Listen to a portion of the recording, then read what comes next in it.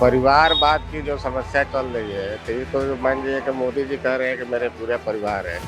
लेकिन हर परिवार में देखिए कहीं न कहीं कुछ त्रुटियाँ हैं, ठीक है? सब कोई एक ही जैसा नहीं है। उसमें लोग गरीब भी है, अमीर भी है, बहुत लोग को खाने का। दोनों ही सांसदों के समय और वो 125 करोड़ रुपए सिवान को मिला या विकास परियोजनाएं सिवान में शुरू हुई। ऐसा तो आप भी आकर देखे होंगे सिवान की व्यवस्था। ऐसा विकास अगर देखा होता, तो आपको भी नज़र आता कि हाँ, सिवान में कुछ विकास हुआ है। लेकिन यहाँ की जनता जो भी है, इस चीज़ के लिए तरसते हैं। यहाँ पर कोई अच्छी पार्किंग नहीं है, अच्छे बच्चों को खेलने की व्यवस्था भी नहीं है। परिवारों को रोजगार दूंगा जो वहाँ पर काबिल होगा। इन तीनों ही जो राजनीतिक दल हैं और राजनीतिक हस्तियां हैं, जैसे पीएम मोदी विकसित बिहार की बात कर रहे हैं, किस पर ज़्यादा भरोसा है और कौन बिहार के लिए बेहतर हो सकता है? बिहार के बेहतर के लिए तो देखिए, वो भी अभी नया यंग लड़के हैं। कई योजनाएं चलाई जा रही हैं, केंद्र सरकार की तरफ से योजनाओं का लाभ मिल रहा है, जैसे आयुष्मान कार्ड है या दूसरी योजनाएं हैं, आवास योजना है या सम्मान निधि जो किसान वर्ग है, तो या जो मिडिल क्लास फैमिली है उनको सस्ती दवाइयाँ या पढ़ाई, ये सब उपलब्ध हो पा रहा है। बहुत मिडिल क्लास के जो लोग हैं खाने कमाने में लगे हैं, जो फालतू जो ऑफर आ रहा है सरकार की तरफ से, 5 किलो अनाज भी नहीं पहुँचा। ना उसके यहाँ 5 किलो अनाज भी नहीं पहुँच रहा है। तो क्या उम्मीदें हैं अभी पीएम मोदी से या तेजस्वी से, राहुल गांधी से सबसे ज़्यादा उम्मीदें? सबसे पहले तो ये बताइए, कविता सिंह और उससे पहले मोहन यादव दोनों ही 10 साल बीजेपी के सांसद यहाँ से जीतते रहे। सिवान में कितना विकास हुआ है या कहाँ चूक हो रही है? जो पहले का सांसद थे ओम प्रकाश यादव, उन्होंने तो विकास का नाम पर कुछ नहीं किया। प्रकाश यादव। यस, जो अभी भी उनका ये बगल की मोहल्ला में घर है, जहाँ पर आज के डेट में भी पानी लगता है। यह चुनावों के समय बुना गया ताना बाना है।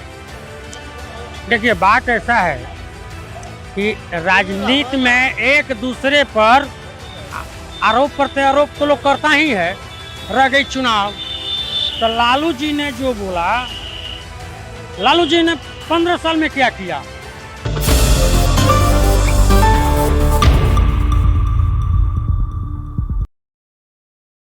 साहब, ये बताइए, आपकी कल पीएम मोदी ने बेतिया में ये बोला, कल पीएम मोदी का दौरा था, कि पिछले 15 सालों के शासन में सिर्फ लालू परिवार का ही परिवार अमीर हुआ है, बाकी पूरा बिहार गरीब हो गया।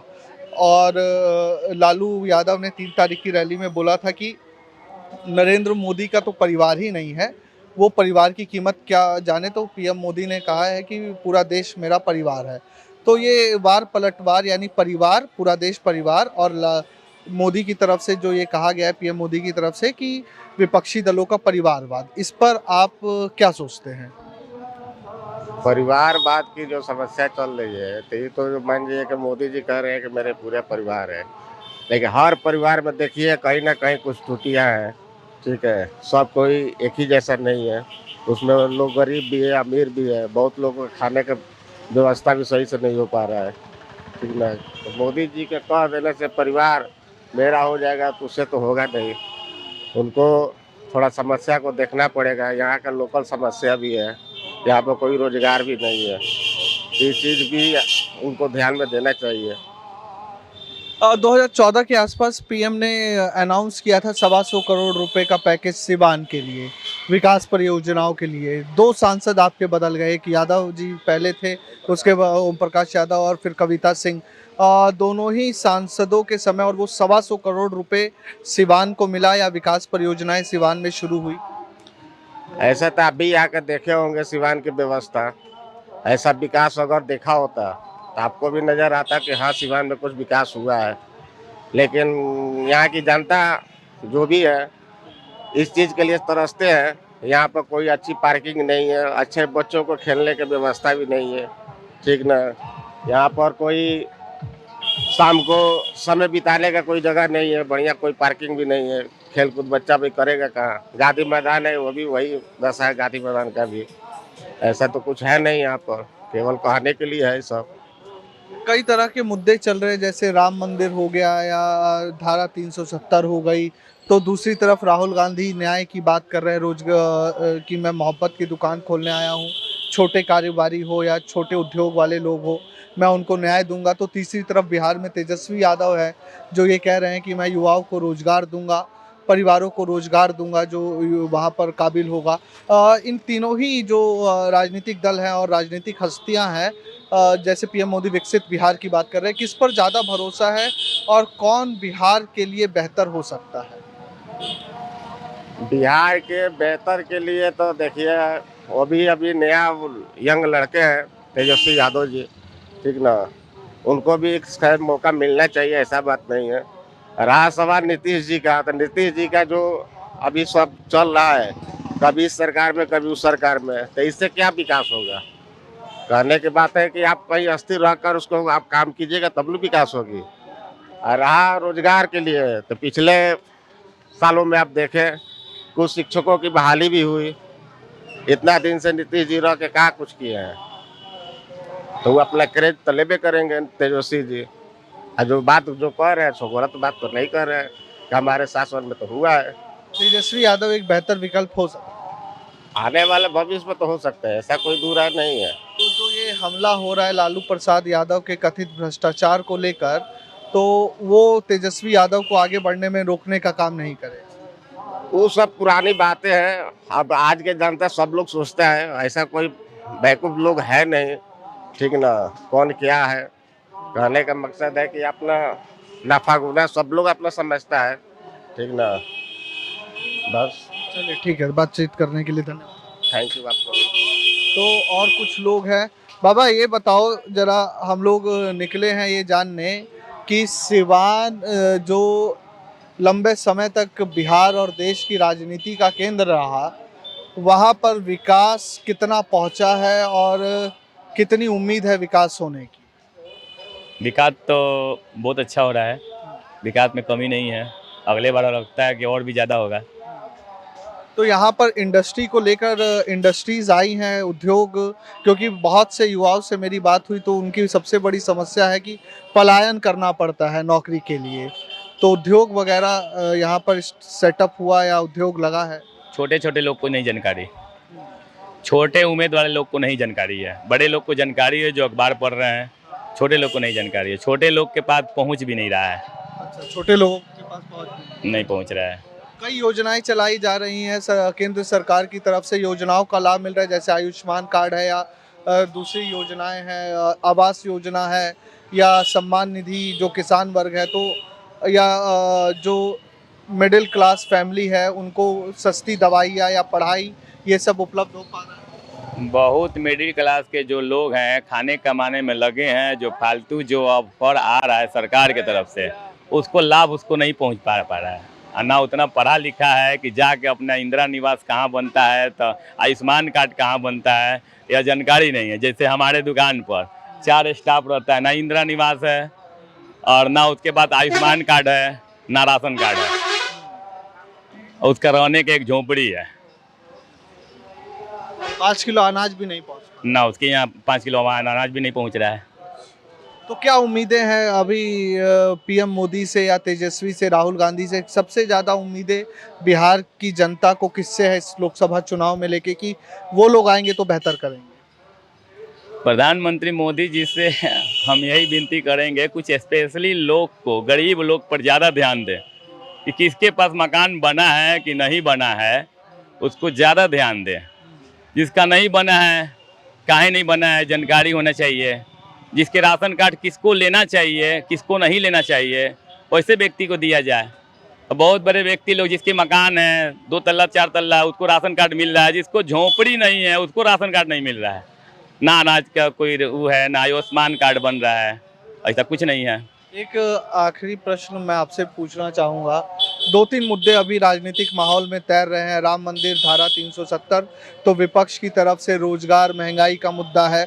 किसको जनता एक सिवान के स्थानीय नागरिक होने के नाते या देश का नागरिक होने के नाते किन मुद्दों को ज़्यादा होना चाहिए और राम मंदिर का प्रभाव पड़ेगा क्या चुनाव में राम मंदिर का प्रभाव पड़ेगा? ऐसा कुछ हमें नहीं लग रहा है कि राम मंदिर बनवा दिए तो लोग वोट देंगे, ऐसा कुछ नहीं है। महंगाई और रोजगार मुद्दा है। हाँ, और क्या। ठीक है, बहुत धन्यवाद बात करने के लिए। और कुछ लोग इनसे इधर चलते हैं और जानेंगे कि विकास कितना हुआ है और कितना नहीं। कुछ युवा साथी हैं इस तरफ, उनसे जानते हैं। आपसे ये जानना चाहेंगे कि सबसे पहला तो प्रश्न रहेगा, सीवान लोकसभा क्षेत्र बहुत प्रसिद्ध लोकसभा क्षेत्र है। 2004 तक तो ये केंद्र की राजनीति का गढ़ रहा, तो यहाँ से मुस्लिम वोट बैंक भी तय होता रहा। उसके बाद थोड़ा परिवर्तन हुआ, बीजेपी के नेता सांसद यहाँ से जीते। सबसे पहले तो ये बताइए, कविता सिंह और उससे पहले मोहन यादव दोनों ही 10 साल बीजेपी के सांसद यहाँ से जीतते रहे। सिवान में कितना विकास हुआ है या कहाँ चूक हो रही है? जो पहले का सांसद थे ओम प्रकाश यादव, उन्होंने तो विकास का नाम पर कुछ नहीं किया। ओम प्रकाश यादव, यस। जो अभी भी उनका ये बगल की मोहल्ला में घर है, जहाँ पर आज के डेट में भी पानी लगता है रोड पर, नाली उसी तरह। अभी नाली तो खैर अभी धीरे धीरे कंप्लीट होने का शुरू हुआ है। 10 साल उन्होंने यहाँ पर सांसद रहा, लेकिन 10 साल में वो चाहते तो बहुत कुछ करते, लेकिन वैसा कुछ विकास नहीं कर पाए। जो मतलब इनको करना चाहिए, होना चाहिए, जो व्यक्ति अपने घर के पास नाली टूटा हुआ है उस पर ध्यान नहीं दिया, आज भी वहाँ पर स्लैब टूटा हुआ है, पानी आज भी लग रहा है, तो जो अपने घर के पास में नहीं विकास किया वो बाहर में क्या कर सकता है। हाँ, नाम था भाजपा का और भाजपा के टिकट पर वो सिवान की जनता की मजबूरी थी जो उनको वोट दे करके 2 बार सांसद चुना। रह गई तीसरी बार कविता सिंह। तो कविता सिंह ने शुरू में आई इलेक्शन के टाइम में, हम लोगों को कुछ उम्मीद लगा कि ये चलो अब कुछ परिवर्तन होगा, कुछ विकास होगा, लेकिन वो भी इस तरह का कुछ नहीं कर पाई, जो चाहिए वो नहीं कर पाई। अब रह गया कि जो नाली बन रहा है, जो रोड बन रहा है, अब भी कुछ दिनों से शुरू हुआ है, अब किसके फंड से बन रहा है ये तो जानकारी नहीं है, लेकिन अभी जो है आज 2-3 माह 4 माह से सब जगह नाली बनने का काम शुरू हुआ है, बहुत जगह बन भी गया है। तो ये तो 5 साल से लंबित मांग थी आप लोगों की। हाँ। लेकिन चुनाव से ठीक 2 महीने पहले इस तरह का काम हो रहा है, शुरू हो रहा है। तो ये समझ में नहीं आ रहा है कि इतने दिन ये लोग क्या किया, कुछ नहीं किया। अब ये चुनाव आने से पहले ये लोगों ने जो ये शुरू किया है, हो सकता है कि आने वाले कुछ दिन के बाद आचार संहिता लागू हो जाए तो ये काम जो है वहीं पर बंद भी हो जाएगा, तो उसको पूर्ण विकास कैसे कहा जाएगा।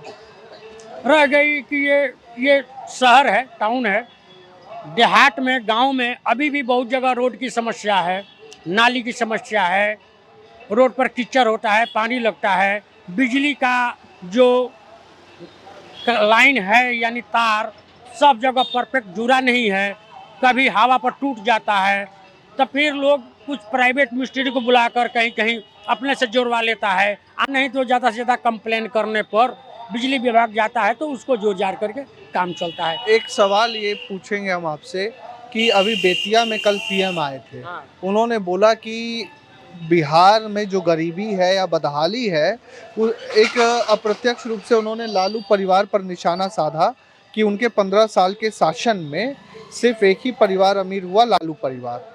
और लालू परिवार ने अपने 3 जनवरी की रैली में कहा था कि पीएम मोदी परिवार की अहमियत क्या समझेंगे, उनका तो परिवार ही नहीं है। तो पीएम ने कहा कि पूरा देश ही मेरा परिवार है। तो ये चुनाव के समय पर जो शब्दों का खेल है या ताना बाना बुना जा रहा है, तो क्या ये वाकई ही प्रधानमंत्री पूरे देश को अपना परिवार मानते हैं या ये चुनावों के समय बुना गया ताना बाना है? देखिए, बात ऐसा है कि राजनीति में एक दूसरे पर आरोप प्रत्यारोप तो लोग करता ही है। रह गई चुनाव, तो लालू जी ने जो बोला, लालू जी ने 15 साल में क्या किया? 15 साल में तो बिहार को पूरे पीछे लेकर चले गए, जंगल राज कर दिया। कुछ परिवर्तन हुआ, नीतीश जी जब उनके साथ आए, ये भाजपा के साथ, उसके बाद में जब भाजपा छोड़कर फिर लालू में गए तो फिर ज्यों का त्यों रवैया हो गया बिहार का।